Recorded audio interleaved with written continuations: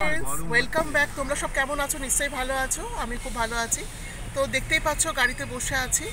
তো হুট করে একটা সিদ্ধান্ত নিলাম যে যাব পুরী। কেন দোলের সময় বাড়িতে থাকতে কারোরই ভালো লাগে না, সেই জন্য কাদের কাদের নিয়েছি তোমাদের একবার দেখিয়ে দিচ্ছি। তো চলো তোমাদের দেখাই। মা এইদিকে, বাবা হাই করে দাও। হাই। আর এই যে সামনে ছোট ব্যস্ত রক রক, এদিকে তুমি রাখিও না, একে অনেক কষ্ট বসেছে। আর এই যে আমার বড় মেয়ে গুপু, আর ওই যে রাজদারি হাজব্যান্ড আমার, আর ওইদিকে রক আছে। রক এই প্রথমবার আমাদের সঙ্গে ঘুরতে যাচ্ছে।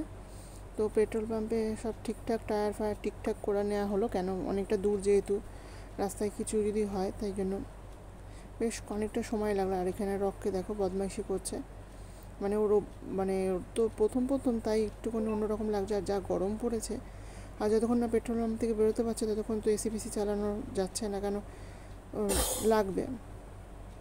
আর এইদিকে দেখো যেতে যেতে একটা খারাপ জিনিস, অ্যাক্সিডেন্ট হয়েছে, সেই জন্য রাস্তা জ্যামও ছিল অনেকক্ষণ, আমরা জ্যামেও পড়েছিলাম।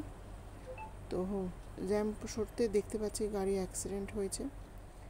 তো রককেও দেখতে হবে, ও মুখ বার করে দেখছে যে কি হয়েছে না হয়েছে। দেখতে পাচ্ছ একটা বড় লরি মরি সব রয়েছে। তো এসব দেখতে দেখতে যেতে যেতে মনটা খারাপই হয়ে গেল। তো চলো আমাদের সঙ্গে।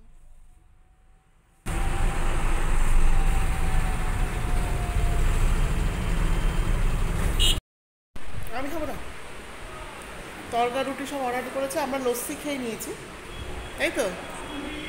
বেহাল অবস্থা, একেবারে বেহাল অবস্থা।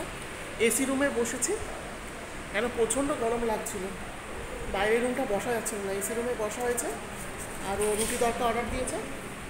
রকে কার কাছে রাখলে?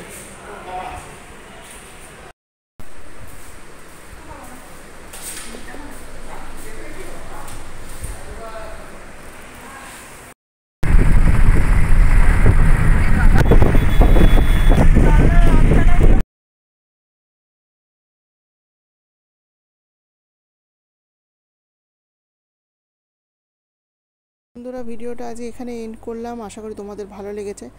ভালো লাগলে লাইক, শেয়ার, কমেন্ট ও সাবস্ক্রাইব করতে ভুলো না। আজকের মতন টাটা, সবাই ভালো থেকো, সুস্থ।